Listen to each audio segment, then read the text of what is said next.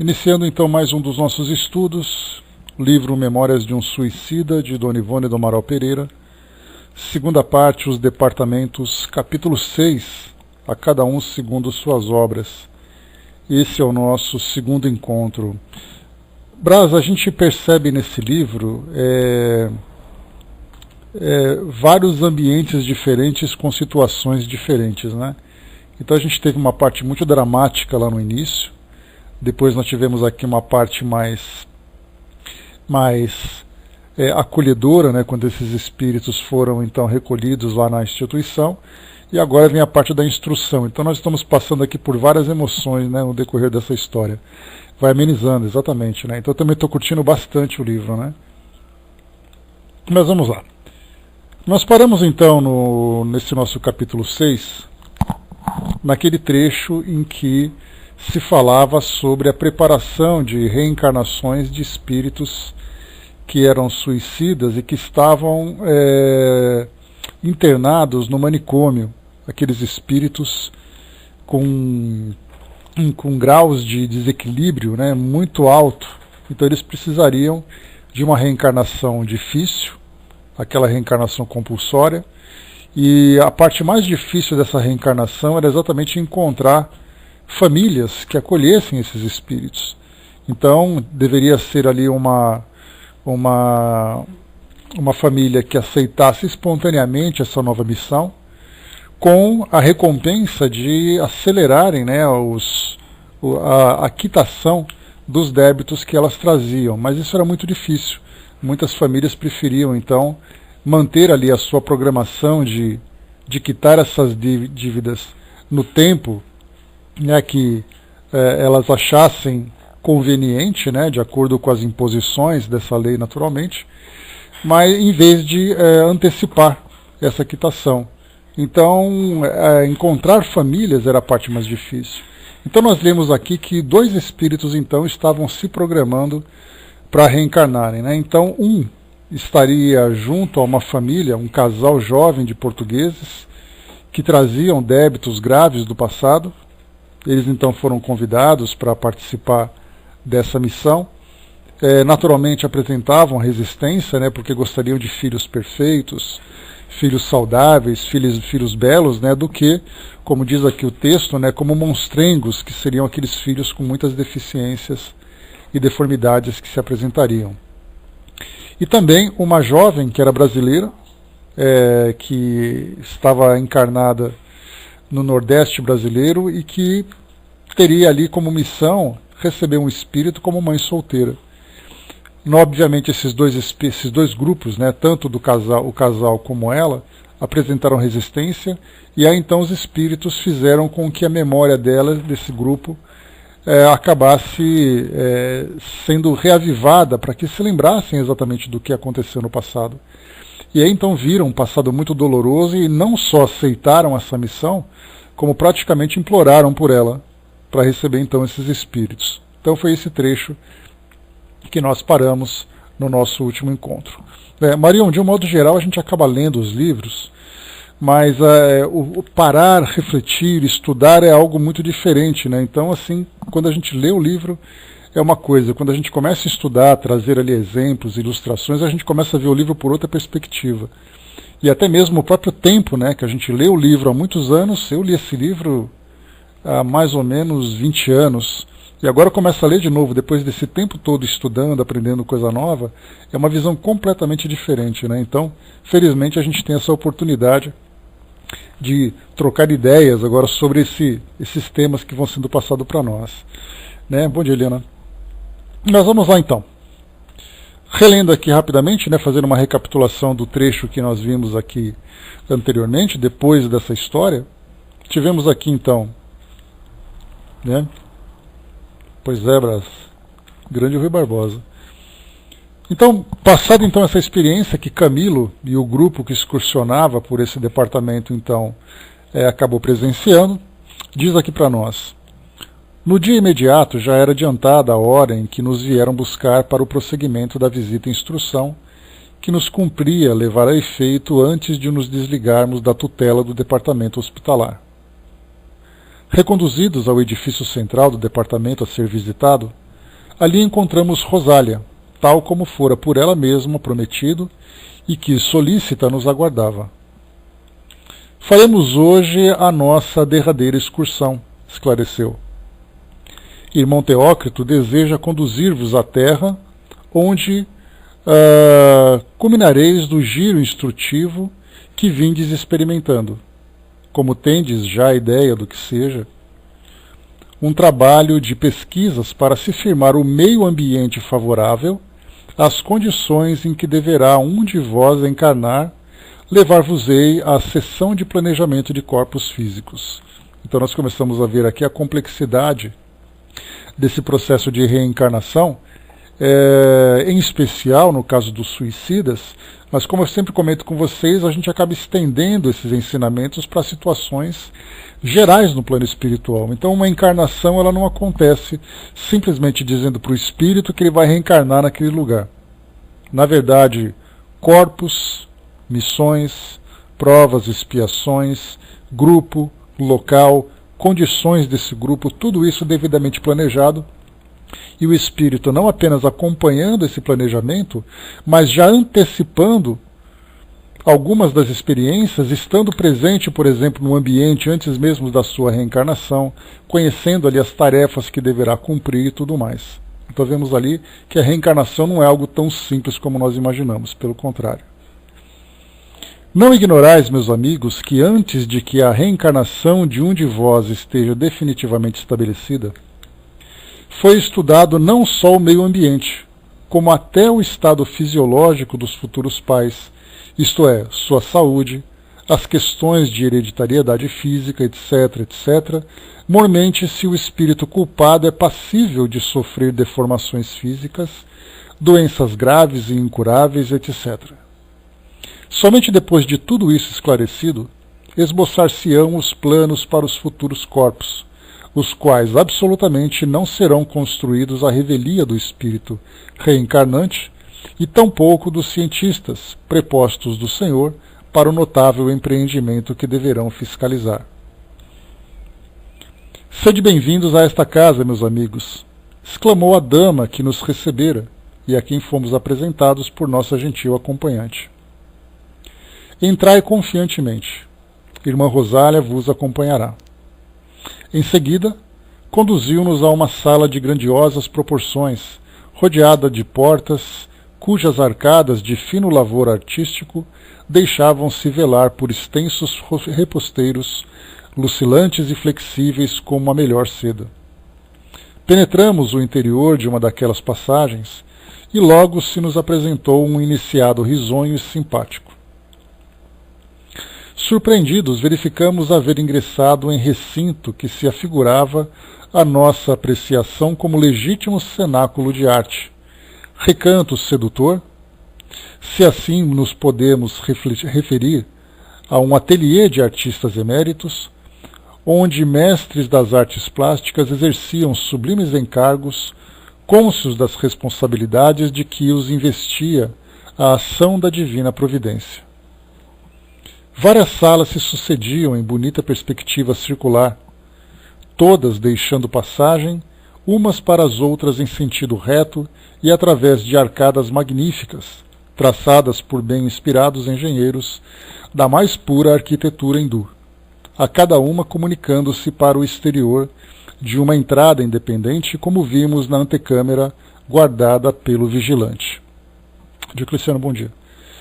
Aqui essa descrição, antes da gente começar aqui a tratar desses pequenos detalhes, eu me recordei quando eu li o livro O Nome da Rosa, né, isso já há bastante tempo também, e depois em seguida eu assisti ao filme, né, que foi ele protagonizado pelo Sean Connery e tudo mais, né, e mais ali um elenco importante que estava junto dele. Nesse livro, O Nome da Rosa, era interessante porque no momento em que eles adentravam, ou que o personagem adentrava a capela, então o livro trazia detalhes sobre as imagens, as janelas, o piso, o teto, com toda aquela produção artística. E aí então depois no filme, a gente acaba vendo ali o que os autores, ou o que os produtores do filme entenderam por aquela descrição. E aí então depois a gente começa então a fazer uma comparação daquilo que o livro traz nas suas descrições e daquilo que uma tentativa de produção ou a produção traz para nós, materializando aquela descrição. Aqui nesse trecho é a mesma coisa, fala para nós de uma sala circular, com arcadas, reposteiros, com cores, com formas e tudo mais. E aí então a gente fica imaginando, né, cada um criando na própria mente uma ideia do que seria exatamente esse ambiente. Muitas vezes, dependendo da nossa criatividade, a gente tem ali uma aproximação com aquilo que foi relatado, mas na maioria das vezes a gente pensa em alguma coisa completamente diferente, né? A mesma coisa aconteceu com o próprio livro Nosso Lar, quando André Luiz trouxe para nós ali uma descrição do que seria aquela colônia, e aí então no filme eles tentaram reproduzir, baseados, né, naquele mapa que foi criado por Ergorina Cunha, né? Então desenhavam e tal, fizeram ali o projeto com computação gráfica e tudo mais, então a gente fica com essa dificuldade de trazer para a realidade aquilo que eles descrevem nesse livro, né?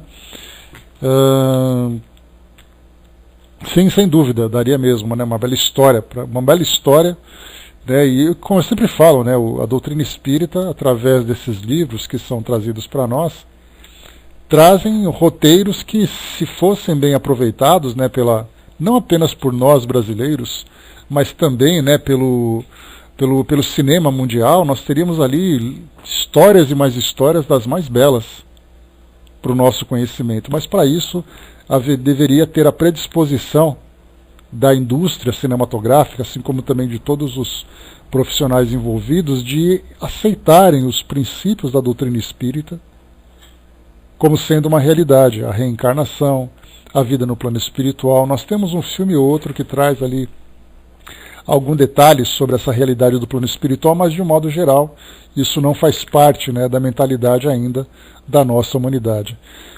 Qual filme? O Nome da Rosa, Sandra? Sim, é um filme religioso. Ele fala sobre a vida no mosteiro, né, nos Alpes italianos, em que existe ali uns crimes acontecendo. Um belíssimo filme. É uma excelente produção, e o livro não fica...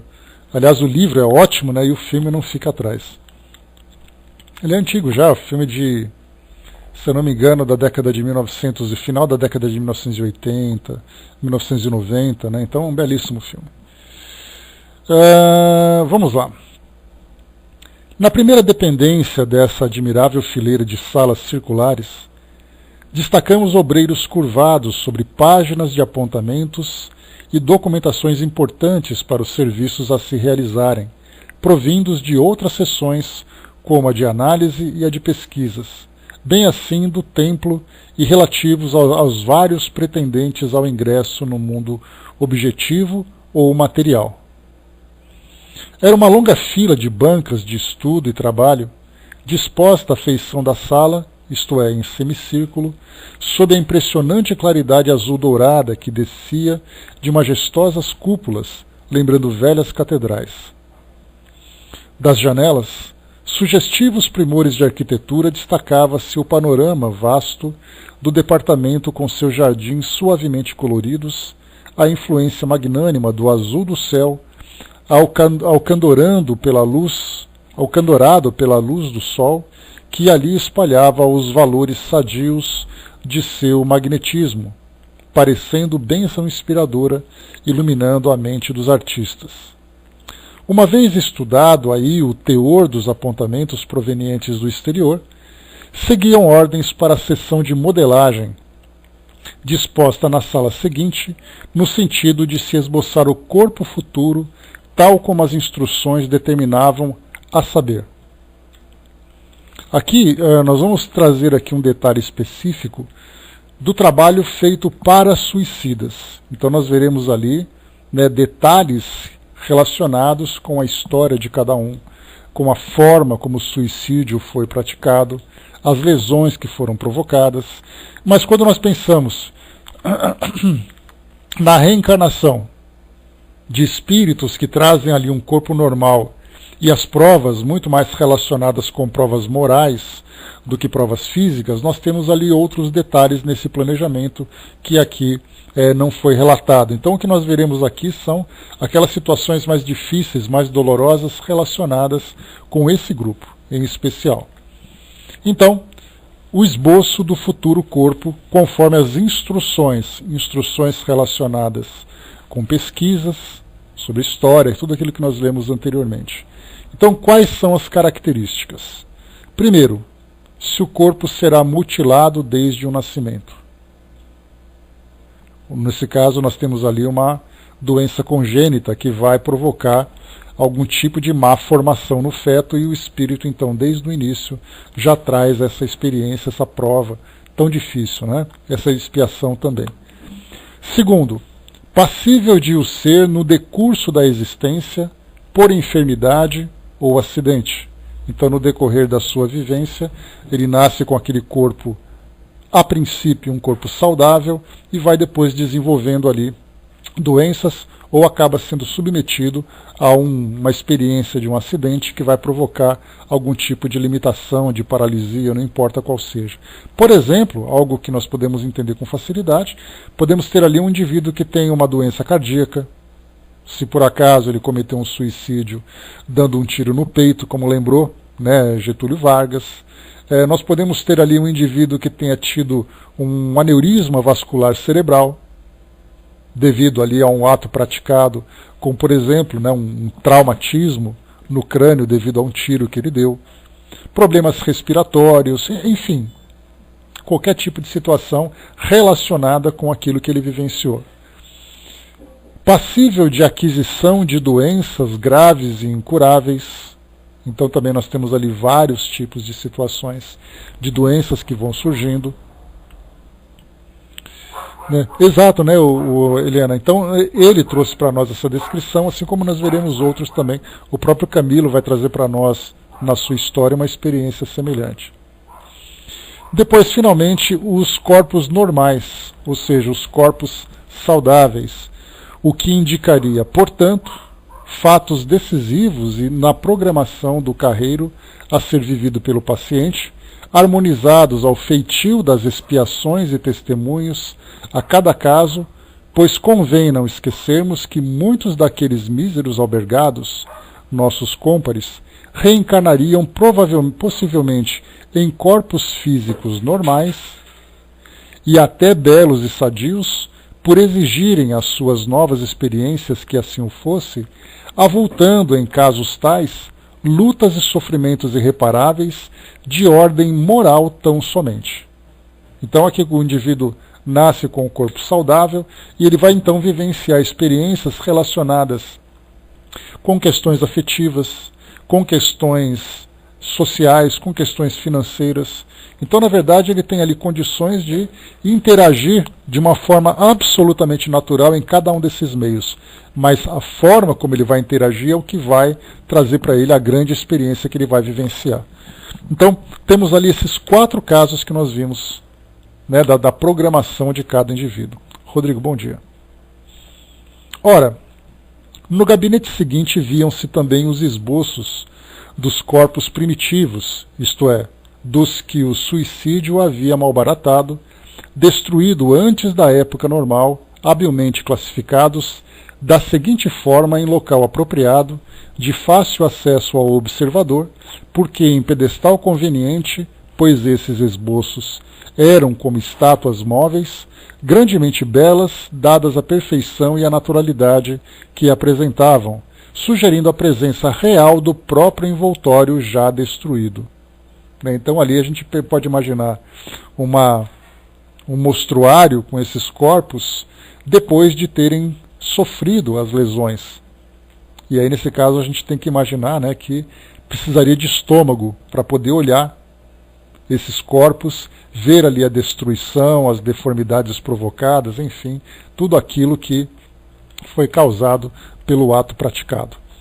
Bom dia, Nando. Primeiro modelo. O envoltório primitivo, tal como existiu, e foi aniquilado pelo suicídio.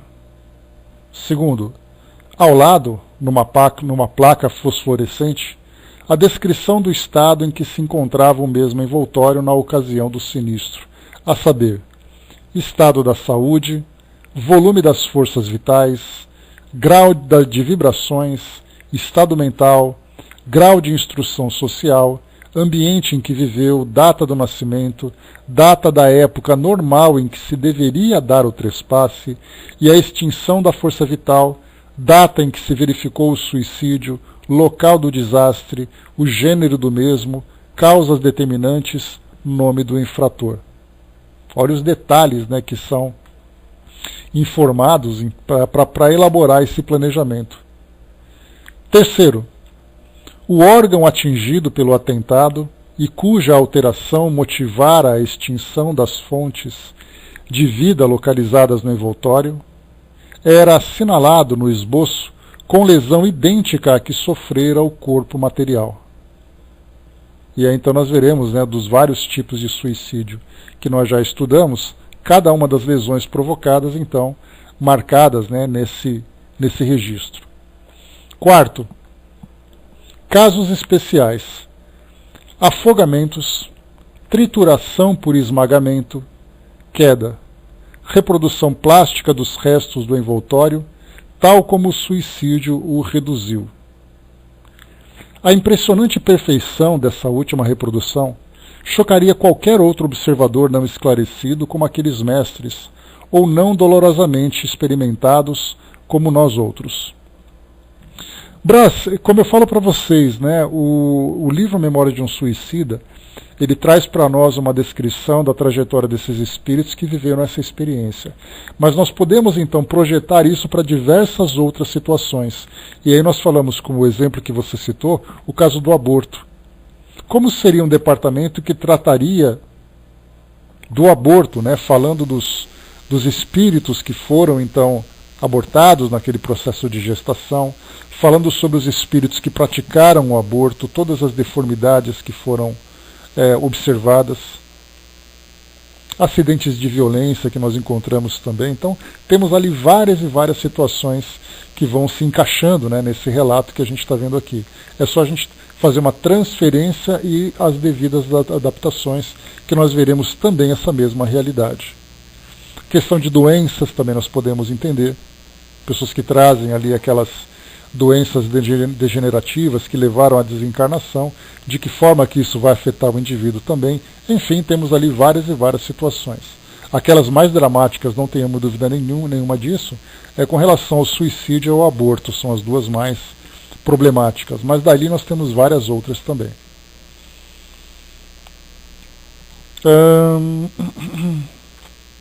Sem dúvida, Tic-Tac, né? Então, causa e efeito. Sempre vai ter ali uma consequência, não tenhamos dúvida.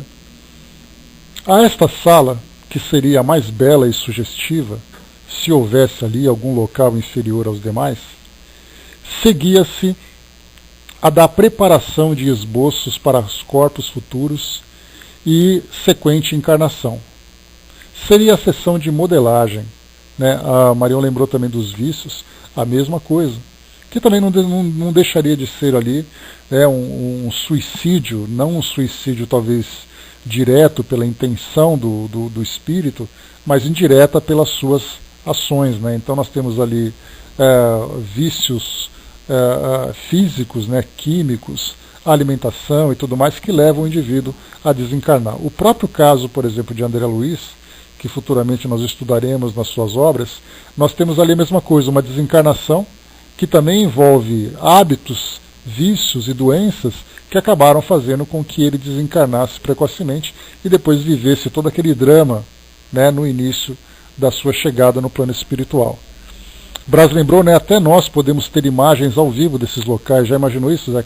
Imaginei, né, e também me imaginei muito chocado vendo tudo isso, Brás. Os espíritos se vendo nessa condição, né, o quão doloroso é para eles ver esse resultado. Mas diz aqui para nós, então. Seria a sessão de modelagem. Idêntica às suas congêneres, esta recâmara sobrepunha-se, no entanto, pela intensidade e delicadeza do labor desenvolvido e pelo número elevado de obreiros. Os mapas ou esboços encomendados eram organizados sob rigorosa obediência às instruções recebidas, encaminhando-se ao depois para a revisão e aprovação do templo, das sessões de análises e pesquisas e até para o recolhimento, onde os pretendentes os examinavam demoradamente sob o critério de seus mentores e guias particulares. Não raramente, observem essa passagem, não raramente, seus futuros ocupantes aprovavam-nos por entre crises de angustiosas lágrimas, dando-se mesmo casos de requererem delongas para os preparativos finais, a fim de se fortalecerem ainda um pouco e melhor, se encorajarem para o inevitável. Mas, se porventura o estado do penitente, por demasiado precário, lhe não permitisse lucidez para exame conveniente e respectiva aprovação, o templo e seus guias missionários supriam-lhe as deficiências, zelando por seus interesses com justiça e amor, quais criteriosos advogados com seus constituintes. Então nós podemos imaginar assim que o trabalho feito nessa modelagem é como se fosse uma empresa de alta costura, onde nós temos ali, né, as modeladoras, costureiras, temos os alfaiates também. Então eles vão construir aquele corpo, né, eles vão produzir aquele corpo sob medida, seguindo ali uma receita rigorosa com cada um dos detalhes que cada espírito precisa vivenciar. Nesse trabalho de alta costura, vão então acrescentando esses detalhes, e depois a obra final é apresentada para aquele que será o usuário. Artistas plásticos, né, Brás? Então, nesse caso, nós temos artistas genéticos que fazem esse trabalho. Depois, então, o resultado é apresentado para esses espíritos. Aí vem a parte mais dolorosa. Porque enquanto o espírito vai se preparando, ele vai trabalhando moralmente para viver uma nova experiência ou reviver as experiências que foram fracassadas, ele então fica apenas no campo da teoria. São conversas, são instruções, esclarecimentos, reflexões, e de repente ele se depara com o corpo que ele vai vivenciar. E ali então ele vai ver concretizado o projeto que ele elaborou durante todo esse tempo, e é o que ele vai vivenciar. E aí, inevitavelmente, o espírito vai passar por aquelas emoções dolorosas, chegando até mesmo a desequilibrá-lo emocionalmente. Porque ele sabe que precisa, mas quando você vê a realidade, aí a situação é diferente. Seria mais ou menos como se nós falássemos sobre o ambiente social onde o espírito vai vivenciar a sua nova experiência. Então, nesse ambiente, ele sabe que ele vai ter que ter privações, que vai ser um ambiente pobre, que vai ser um local onde ele não terá muitas possibilidades e tudo mais, até o momento em que ele é conduzido presencialmente a esse ambiente. E ele então vai ver as pessoas que moram ali, as condições em que elas vivem, e ele sabe que é ali que ele vai ter que vivenciar.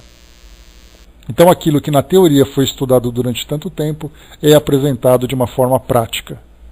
E como foi colocado para nós, eventualmente os espíritos então acabam assistindo aquilo tudo, entre lágrimas, entre lamentações, e no caso daqueles desequilíbrios maiores, os espíritos então que são os guias desses locais, os guias pessoais de cada um deles, acabam depois então trazendo ali mais conselhos, fortalecimento, encorajamento e tudo mais. Brás lembrou, né? Por isso que vou contratar Salvador Dalí, né? Pois é. Tenta, né, Brás? Não custa, né? Convidar, vai que dá certo, né? O Zé lembrou ali, né? Será inevitável. Sim, está programado. É algo que os espíritos vão ter que vivenciar, a fim de se fortalecerem ainda um pouco e melhor se encorajarem para o inevitável. Percorremos o agrupamento e salas possuídos de singular comoção, tudo observando com interesse máximo. Acompanhava-nos, lecionando estabelecimentos preciosos, além de nossa boa Rosália, o iniciado responsável pela sessão, irmão Clemente, cuja cultura e grau de elevação no mundo em que vivíamos seriam fáceis de entrever através das responsabilidades de que era investido. Sim, meus caros amigos, meus irmãos, dizia Clemente, enquanto paternalmente nos guiava de sala a sala, propondo-nos teses formosíssimas e reconfortadoras em torno das soberanas leis de que era digno intérprete, as quais tantas elucidações levaram a minha pobre alma obscurecida pelo erro, que não me negarei ao ensejo de também transcrevê-las para essas despretensiosas páginas de além-túmulo. Sim, meus amigos, bendito seja o Criador Supremo, dirigente do universo, cuja sabedoria e bondade inexcedíveis nos soerguem das incompreensões do erro para as alcandoradas vias da regeneração, através dos serviços ininterruptos dos renascimentos planetários. Na Terra, os homens estão ainda longe de conhecer a sublime expressão dessa lei, que só o pensamento divino, com efeito, seria capaz de estabelecer a fim de a sua criação dotar com possibilidades de vitória. A ignorância dos elevados princípios que presidem os destinos da humanidade, a má vontade em querer participar de conhecimentos que os conduziriam às fontes elucidadoras da vida, assim como os preconceitos inseparáveis das mentalidades escravizadas ao servilismo da inferioridade, têm impedido os homens de reconhecerem esse vasto e glorioso alicerce da sua própria evolução, da sua emancipação espiritual. O homem de ciência, por exemplo, considerado semideus nas sociedades terrenas, das quais exige todas as honrarias e fictícias glórias, não admitirá em hipótese alguma que o grande orgulho que arrasta, a par da ilustração, posteriormente possa condená-lo à sua reencarnação obscura e humilde, na qual seu coração, ressequido e árido de virtudes edificantes, adquirirá os doces sentimentos de amor ao próximo, as delicadas expressões da vera fraternidade que só o respeito e a veneração à causa cristã poderão inspirar, enquanto o intelecto repousa. O soberano, o magnata, as classes consideradas privilegiadas pela sociedade terrena, que levianamente se utilizaram das concessões feitas pelo soberano supremo, a fim de que contribuíssem no labor de proteção à humanidade e desenvolvimento do planeta, não admitirão que os despautérios cometidos em desencontro das divinas leis os induzam a renascimentos desgraçados, em os quais exigirão miséria, servidão, humilhações, lutas contínuas e adversas, a fim de que em tão laboriosas recapitulações expiem pela indiferença ou maldade de que deram provas no passado, deixando de favorecer as classes oprimidas, o bem-estar geral da sociedade e da nação em que viveram, preferindo a solidariedade fraterna, devida pelos homens uns aos outros, o egoísmo acomodatício e pusilânime. O branco, o de pele alva, cioso da pureza da raça, que o preconceituoso conluio do orgulho com a vaidade lhe faz supor seja privilegiada pelo favor divino, não concordará em render homenagem a uma lei universal e divina capaz de impor-lhe um dia a necessidade de renovar a existência carnal, ocupando um envoltório cuja pele será negra ou amarela, bronzeada, mestiça, etc., etc., obrigando-o a reconhecer que o espírito, e não o seu passageiro e circunstancial envoltório físico-material, é que necessitará clarear-se e resplandecer através das virtudes abnegadas e aquisições mentais e intelectuais, coisas que poderá obter no seio de uma ou de outra raça. E mais, que negros, brancos, amarelos, etc., todos descendem do mesmo princípio de luz, do mesmo foco imortal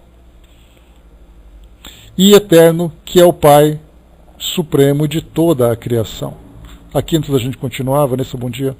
Antes da gente continuar, ele fala exatamente sobre aquela conscientização necessária para todos nós que estamos aqui encarnados, sobre a realidade do espírito, e não simplesmente as ilusões que o mundo material proporciona.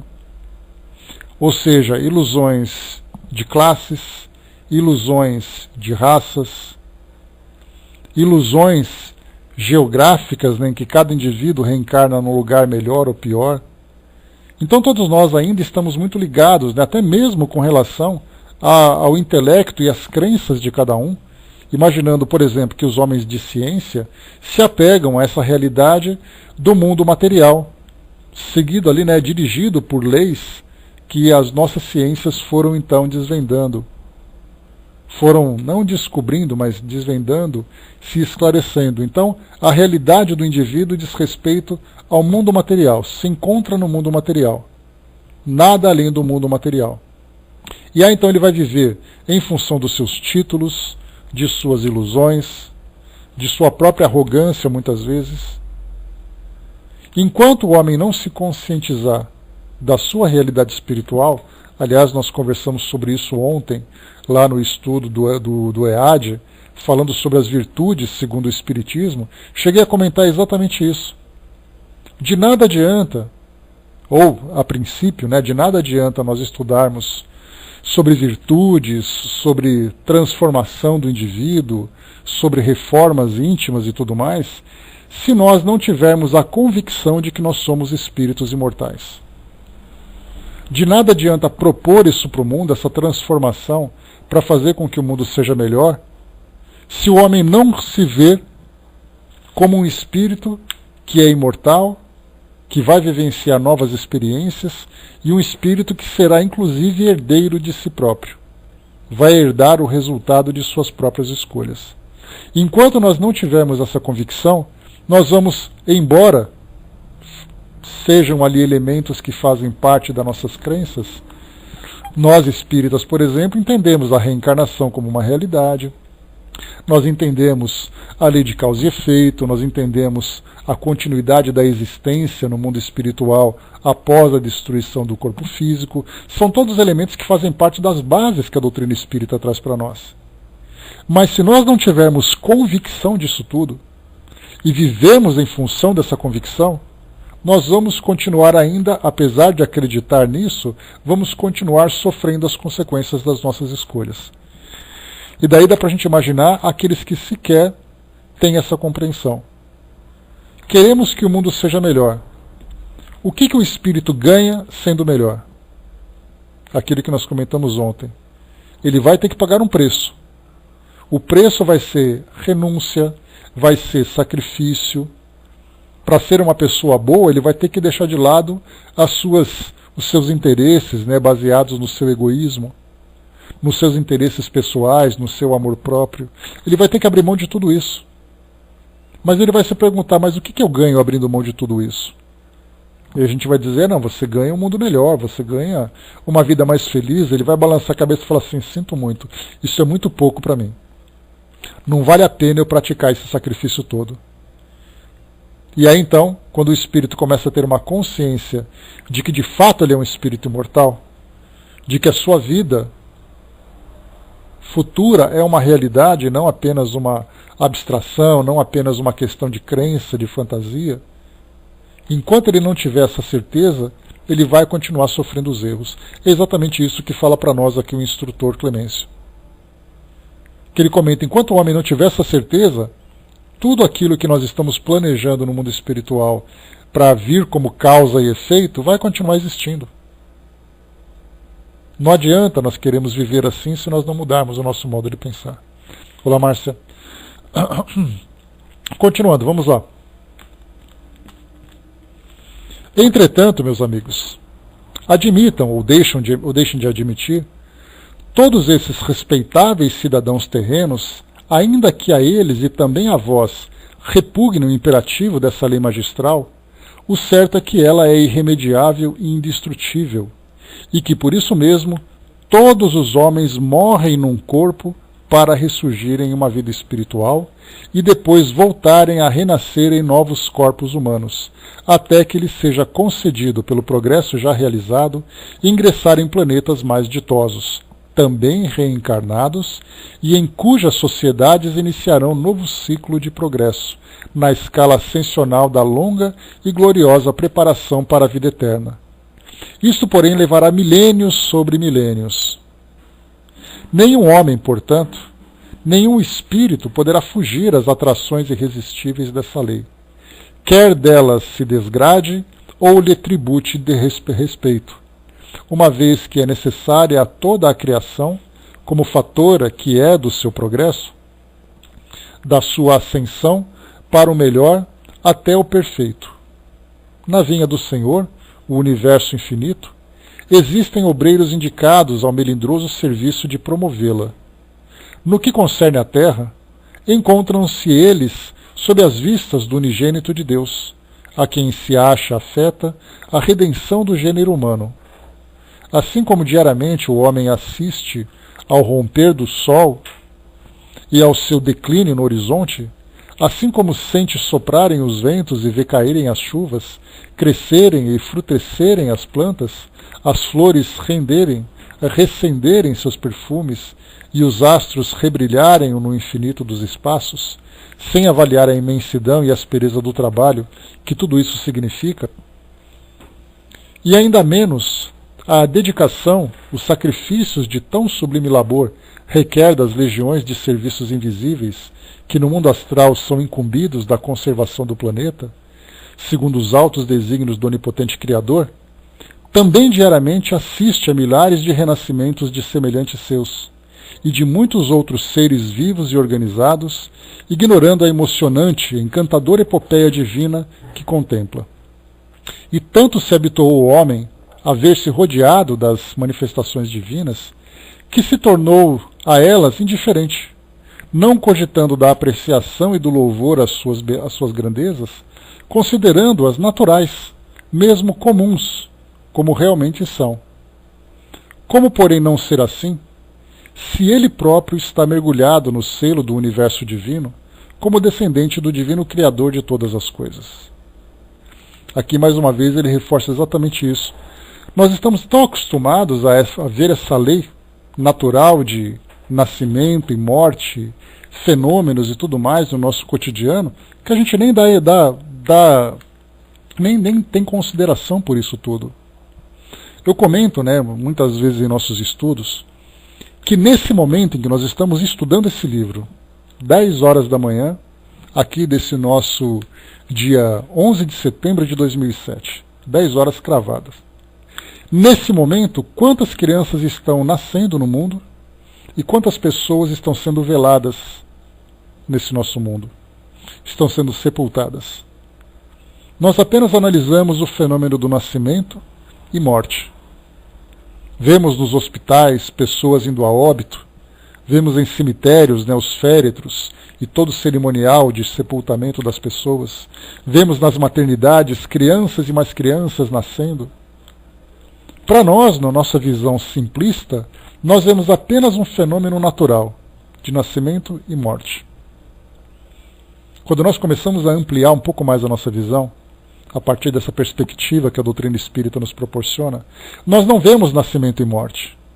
Nós vemos chegadas e partidas. Como lembra aquela música da Elis Regina? E também do Milton Nascimento. Então nós vemos ali pessoas que vêm, pessoas que vão, pessoas que querem ir e não podem, pessoas que querem ficar e não podem. Nós vemos espíritos vivenciando essa dinâmica interminável que acontece no nosso mundo material.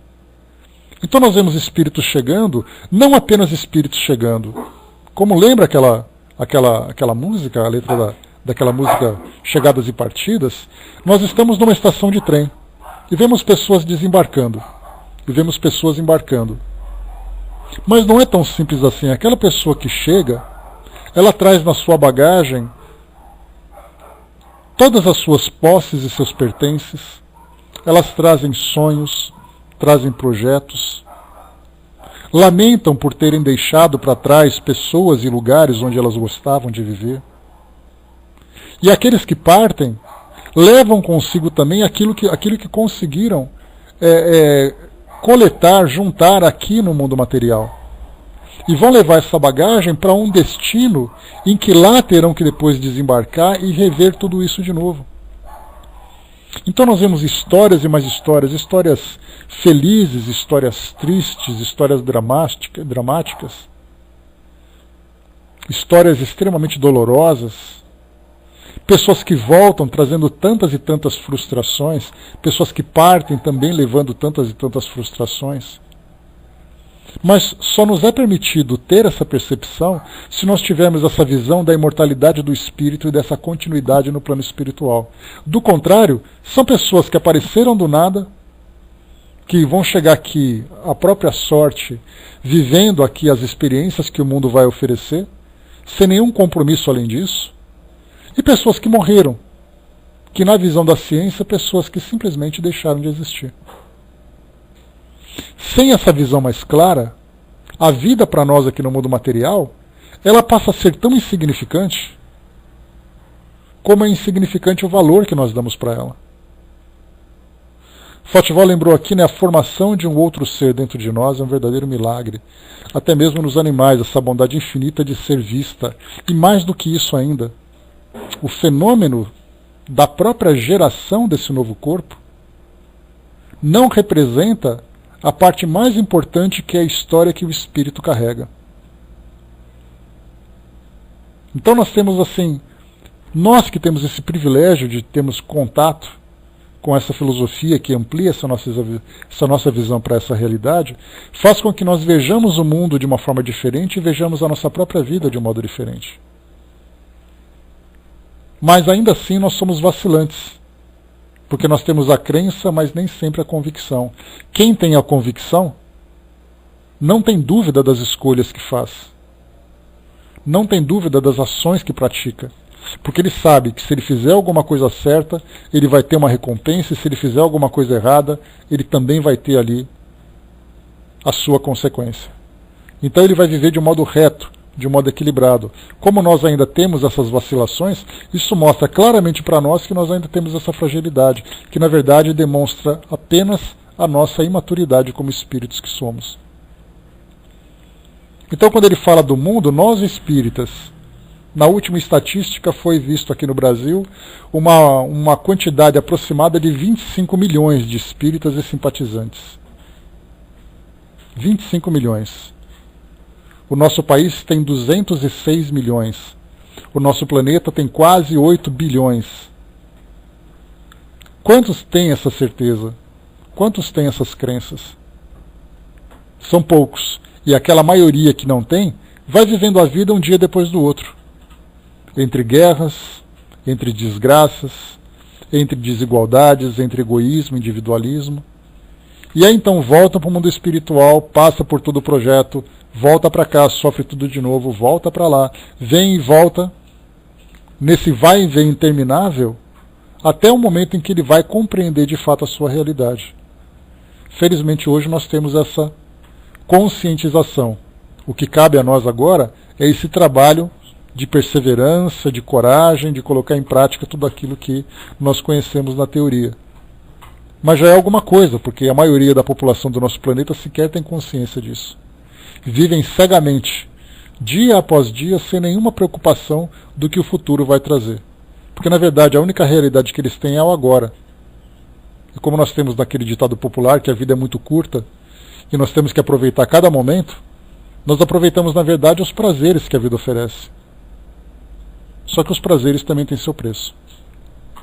Marião colocou, né, pelo visto vamos precisar de muitas voltas. Imagina quem não tem essa compreensão ainda, Marião.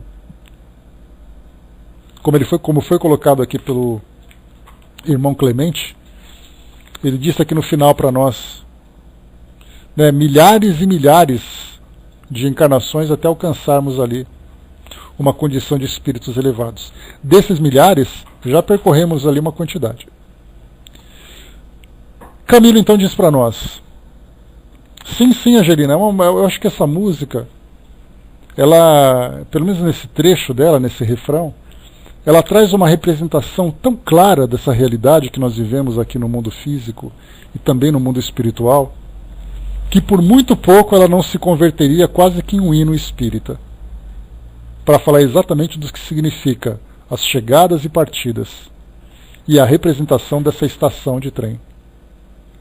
Se tiverem oportunidade, dê uma chegadinha depois no YouTube, procurem ali, chegadas e partidas, né, desse tema do Milton Nascimento. Vai valer a pena. Diz aqui Camilo: ouvíamos com muito agrado, sem nos animarmos ao menor à parte. Tudo aquilo era novo e muito emocionante para nós.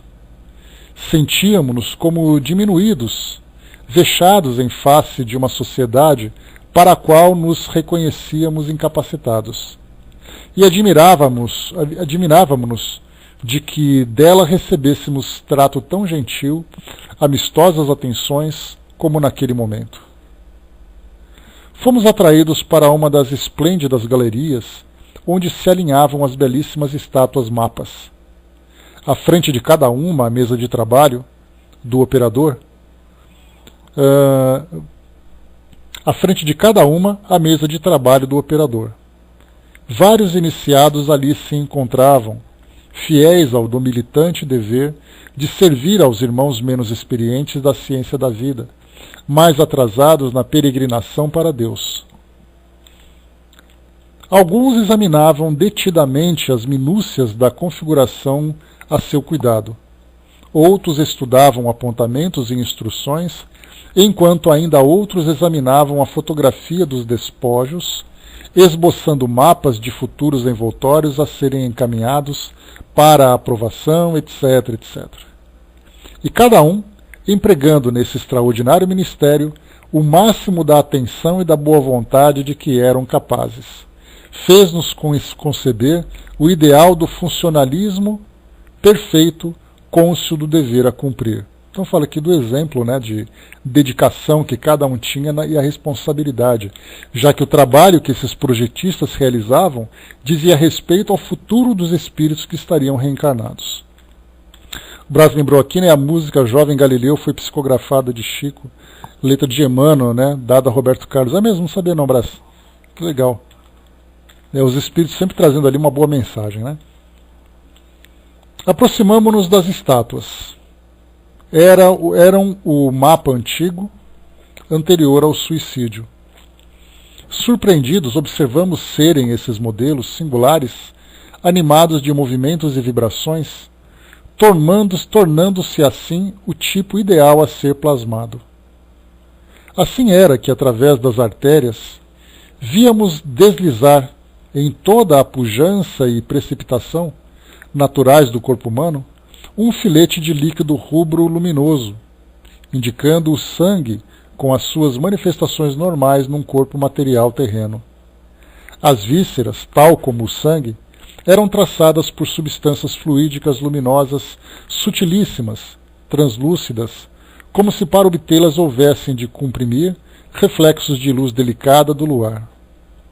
Tanto as cartilagens, o rendilhado dos nervos, a carne, eram igualmente representados por tessituras mimosas de cambiantes nível, jaude, róseo, respectivamente, o que a peça fornecia expressão de grande beleza.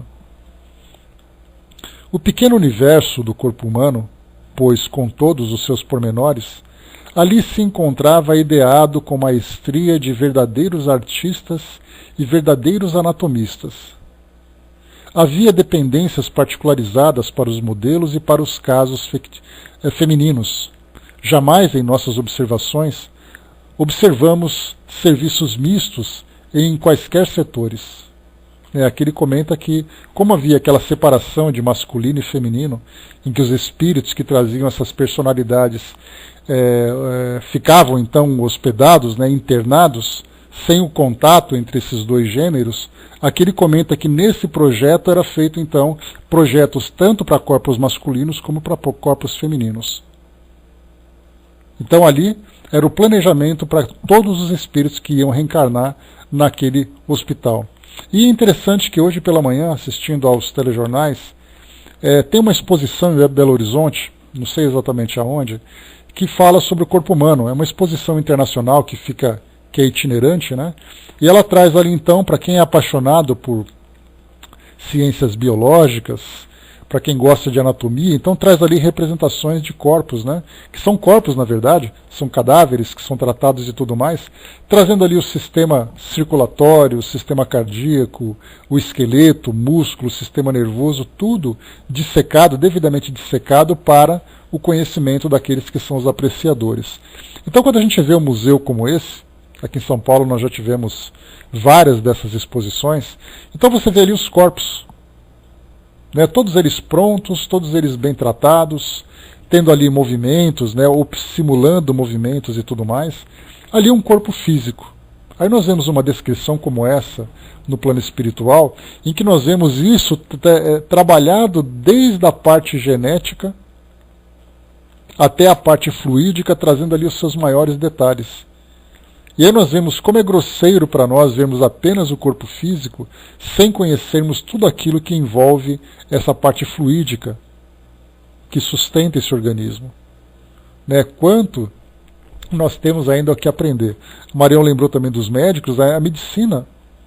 Hoje ela tem ali, que ela é até vista um pouco como algo complementar, alternativo, às vezes até um pouco esotérico, daqueles que praticam essa medicina, né, chamada medicina espiritual. Na questão dos fluidos, na questão das cirurgias, na questão das energias. Então hoje nós temos a acupuntura, que trabalha com energias, a homeopatia, temos aquelas terapias complementares, falando sobre aromoterapia, musicoterapia, cristalterapia. Há aqueles que trazem ali as suas dúvidas, né, os seus questionamentos, já que necessitaríamos, nesse caso, de uma comprovação científica para a eficácia desses métodos, mas aqueles que aplicam realmente acreditam nisso. E muitos deles também conseguem ver o seu efeito. Então começa a sair simplesmente da matéria e já começa a trabalhar no campo do psiquismo, trabalhar no campo das energias. Mas ainda nós vemos o quão distante nós estamos da compreensão dessa realidade espiritual. Mas aqueles que certamente já têm essa visão, já é um começo. Melhor do que nada, né? Pois é, né, o Tic-Tac, é a dúvida, é a questão que todo mundo tem quando começa a pensar um pouco mais. Nós já não temos mais essa dúvida. Continuando, diz aqui para nós. Então diz assim, como eu li agora há pouco, né? Falando agora dessa exposição de anatomia, reforçando aqui o que foi dito no livro. O pequeno universo do corpo humano, pois, com todos os seus pormenores, ali se encontrava ideado com maestria de verdadeiros artistas e verdadeiros anatomistas. Havia dependências particularizadas para os modelos e para os casos femininos. Jamais em nossas observações observamos serviços mistos em quaisquer setores. Ao fim de alguns minutos ouvimos que Rosália exclamava, traindo singular atenção. Com efeito, meus amigos, é um maquinismo magnífico. É um maquinismo magnífico. O homem terrestre deveria considerar-se honrado e ditoso por obter da inexcedível bondade do Criador a mercê de poder fazer a própria evolução planetária na posse de um veículo assim. No universo infinito, existem mundos físicos onde o espírito que neles reencarna tende a arrastar ciclos de progresso ocupando fardos materiais pesadíssimos, os quais, comparados a estes, seriam considerados monstruosos. Silenciamos chocados, sem ânimo para divergir, encetando polêmicas tão do nosso agrado, dada a ignorância em que nos achávamos quanto ao palpitante e arrojado assunto. O nobre instrutor, porém, interveio, dirigindo-se a nós outros risonho como sempre.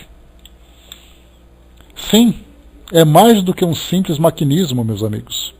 É o próprio universo em miniatura, onde suntuosos fenômenos a todo momento se reproduzem, pois com efeito sua natureza participa de muitas condições contidas na organização do próprio universo. É um templo, um santuário onde será depositada a centelha sagrada que emanou do Todo-Poderoso, isto é, a alma imortal, para que nele se alinde e aperfeiçoe com sequência dos renascimentos. Vede o coração, órgão sensível e heróico, infatigável sentinela, destinado aos mais elevados serviços de uma reencarnação, escrínio onde o espírito localiza a sede dos sentimentos que consigo carrega desde a vida espiritual. Examinai o cérebro, aparelhamento prodigioso, joia só imaginada pelo excelso artista, tesouro inapreciável que o homem recebe ao nascer, sobre o qual agirá a mente espiritual, dele servindo-se para as novas aquisições dos labores efetuados. É um outro universo em miniatura, farol que norteia a própria vida humana, bússola generosa em meio das trevas do encarceramento físico terrestre. E o aparelho visual, que carrega para o cérebro a impressão das imagens, traduzindo-as em entendimento, compreensão, certeza, fato, não será porventura digno similar dos primeiros? Será nesse precioso relicário de luz que se acumularão as potências sublimes da visão espiritual, dosadas harmoniosa e sensatamente para o uso conveniente do indivíduo durante o estágio carnal, assim lhe facilitando as realizações que lhe competirem no concerto das sociedades humanas. Atentai, não obstante, nesses escaninhos auditivos, caprichosos labirintos que apresentam indubitáveis harmonias com os antecedentes, tão bem dotados, tão perfeitamente dispostos, que permitirão ao encarcerado terrestre alcançar as mais delicadas vibrações, aquelas que lhe forem necessárias ao progresso e tarefas que deverá realizar, e até mesmo, em muitos casos, a sutil expressão provinda de um anseio, de um murmúrio dos planos invisíveis. Porém, não é só. Eis a organização gustativa, detentora do paladar. Sutil, obscura, modesta, tão preciosa qualidade do envoltório carnal, no entanto, absolutamente indispensável ao gênero humano. A este auxilia generosamente, coparticipando do trabalho alimentar, fiel colaboradora da conservação do fardo precioso do corpo. Quão grandioso deverá, outrossim, parecer o labor da língua ao observador consciencioso, órgão que traduz ao demais o pensamento da criatura encarnada, através da magia da palavra enunciada. Oh, como o homem seria respeitável se desse aparelho sublime se utilizasse apenas a serviço do bem, do belo e da verdade. É da complexa fibratura da língua que se desprendem as vibrações emitidas pelo pensamento, tornando possível o entendimento entre a humanidade através da palavra. É graças ao seu produtivo labor que se concretizam os sons das mais belas expressões conhecidas na Terra, tais como as doces promessas de amor, quando o coração entusiasta, nobilitado por alevantados projetos sentimentais, se inflama de ardentes aspirações.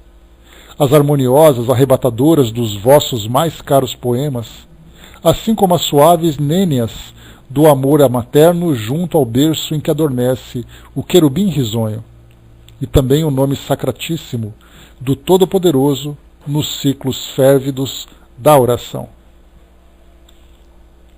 Nenhuma peça inútil, nenhuma linha supérflua, votada à inatividade. Todas as particularidades são essenciais, integrando o todo generoso. São indispensáveis à sua harmonia magistral, completam-se, compreendem-se, atraem-se, confraternizam-se numa beleza majestosa de atividades subsequentes e heróicas, dependendo umas das outras para a sublimidade de vistas do grandioso conjunto favorável ao equilíbrio do espírito que nele temporariamente habitará, qual lâmpada sagrada em santuário eficaz. A natureza, meus amigos, que é a vontade de Deus manifestada sob a pressão soberana do seu divino poder magnético, tornou o corpo humano habitação suntuosa para o espírito necessitado da reencarnação para o aprendizado que lhe cumpre no ciclo terreno. Pois ficai certos de que a finalidade da reencarnação é o preparo do ser espiritual para o triunfo na imortalidade, e não apenas para os serviços de expiação.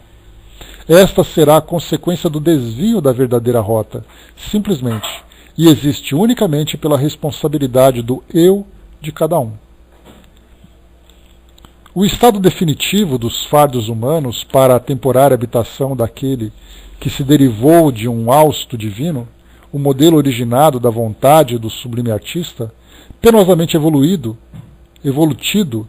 através dos séculos, é a beleza. A existência de harmonias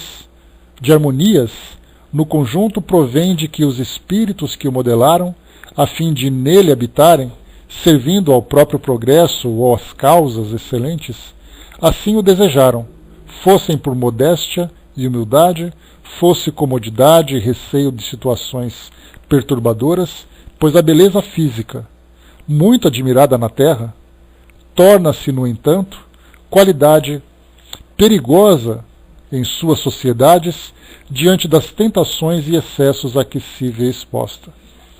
Também muitas vezes a rejeitam, preferindo o seu inverso, ou a mediocridade de linhas discretas, aqueles que renascem espiando grandes erros do passado, pois não ignorais que o estado de fealdade, de anormalidade de traços, por não ser o natural, torna-se repugnante, penoso para aquele que o arrasta, constituindo provação. Olha que mensagem bacana esse trecho final, falando sobre a beleza. Né? A beleza tão estimada aqui no nosso mundo material, acaba sendo, na verdade, um caminho perigoso para um abismo, né, da sensualidade, da vulgaridade, das sensações, e ao mesmo tempo aquelas expressões mais simples e discretas, ou seja, aquele que não tem a beleza dentro dos padrões do nosso mundo material, podem muitas vezes sofrer constrangimentos, até mesmo a repugnância da nossa sociedade. Então, a elaboração de um corpo físico, trazendo essas características de beleza, vão oferecer para o espírito condições favoráveis ou situações dolorosas, também favoráveis para o seu crescimento. Enquanto aqui no nosso mundo nós vemos o corpo físico como uma questão de sorte e azar e utilizamos esse instrumento da forma como nos convém, muitas vezes até abusando. Nós vemos pelos hábitos que nós temos, pela forma como nós nos alimentamos, pelas substâncias que nós ingerimos, inalamos, injetamos, enfim. Tudo aquilo que nós fazemos com o corpo físico depois de vermos todo esse projeto em toda a sua complexidade, em toda a harmonia, né, dos seus órgãos, dos seus sistemas, das energias que circulam no corpo. E a gente começa depois a olhar para o corpo e fala assim, olha só o corpo que eu tenho. Tem toda essa complexidade e eu não dou qualquer valor para ele. Né? E não apenas um instrumento de ação, mas até mesmo a forma como ele foi concebido. Porque hoje, como foi falado um pouco antes aqui no texto, nós vemos esses fenômenos com tanta naturalidade no nosso mundo hoje. Ah, porque você nasceu, porque você morreu, porque nasceu bonito, porque nasceu feio, nasceu saudável, nasceu com um corpo perfeito, nasceu com um corpo com limitações, vivencia limitações e tudo mais das mais variadas. E a gente fica atribuindo isso pela educação que nós recebemos, essa educação acadêmica que mostra para nós apenas o valor daquilo que é material. Então nós estudamos ali o corpo, né, com seus órgãos, células, genes, com toda a sua estrutura, e cada um tem a sorte ou o azar de ter um corpo ideal ou um corpo não ideal. E aí nós nos esquecemos do projeto que foi feito anteriormente para que esse corpo servisse de instrumento perfeito para cada um de nós, feito dentro daquele grande ateliê, criando para nós o corpo perfeito sob medida. Sob medida. E isso nós não aprendemos ainda a valorizar. Porque, do contrário, nós veríamos assim que tantos vícios e tantos comportamentos seriam completamente modificados se nós tivéssemos o mínimo de consciência da importância desse organismo para nós. Mas, mais uma vez, nós temos a instrução, mas ainda não temos a convicção. A instrução ficou no cérebro, mas ela não penetrou na consciência. Ainda. Mas certamente nós vamos aprendendo. Então, se nós estamos deslumbrados, né, com essa descrição da complexidade do que se mostra nesse corpo físico, nesse departamento que cria, que modela esse instrumento, dá para imaginar Camilo e os seus amigos vendo tudo isso, em loco, presenciando o labor para o projeto do organismo físico. Que maravilha seria para nós se tivéssemos a possibilidade de também visualizar. Mas já que nós não podemos ver nessas condições onde os corpos são projetados e modelados, nós temos aqui a possibilidade de vermos aqui no nosso mundo material o nosso próprio corpo físico.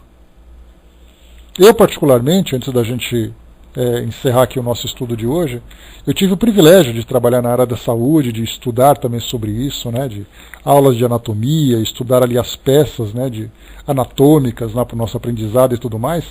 Então, quando a gente começa a lidar com a vida, com a morte, vendo cadáveres, preparando corpos e tudo mais, né, tratando, né, da saúde das pessoas, quando a gente começa a apreciar isso e ver como é realmente importante para nós cuidarmos do nosso organismo, nós mudaríamos, mais uma vez, como eu disse há pouco, completamente as nossas condutas nas situações mais simples. Até mesmo dentro do nosso psiquismo, porque nós sabemos que grande parte das doenças que nós trazemos nos nossos corpos são somatizadas devido aos desequilíbrios que nós temos ainda em nossas emoções, em nossos sentimentos. As escolhas que nós fazemos, o tipo de vida que nós levamos.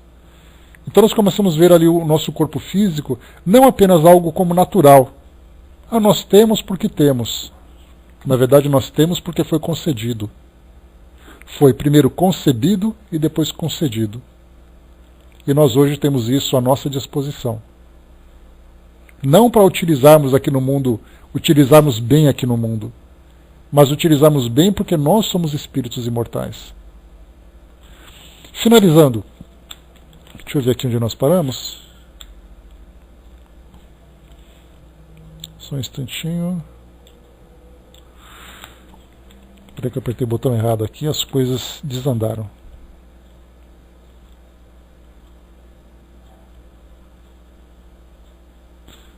Aqui.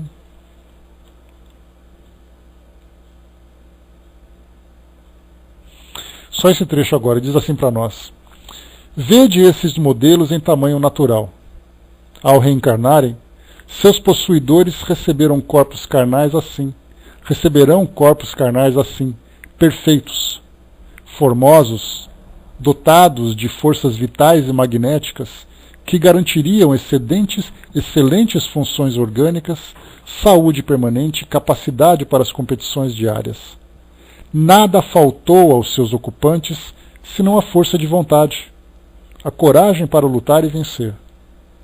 O auxílio que dependeu da natureza para que vencessem, ela o forneceu com um invólucro carnal apropriado ao gênero de labor a que eram chamados a desenvolver, qual a armadura sólida de outros cruzados que pleiteassem a vitória do espírito.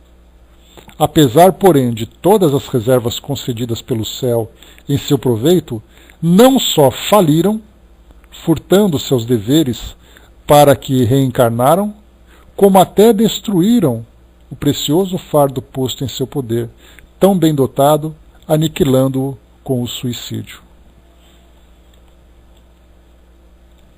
Não nos calavam bem na consciência as exposições do ilustre técnico do planejamento.